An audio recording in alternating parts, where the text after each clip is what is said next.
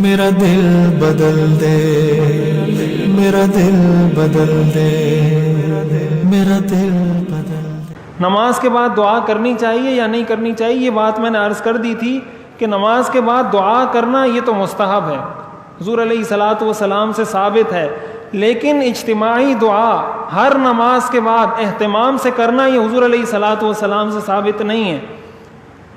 اجتماعی دعا ہر نماز کے بعد اہتمام سے کرنا یہ ثابت نہیں ہے۔ یہ جو سری دعا، میں جو سری دعا مانگتا ہوں، میں تیز آواز سے دعا نہیں مانگتا، اس کی وجہ یہی ہے کہ وہ سنت پوری ہو جائے کہ دعا مستحب ہے، لیکن اس دعا میں مقتدی امام کے پابند نہیں ہے۔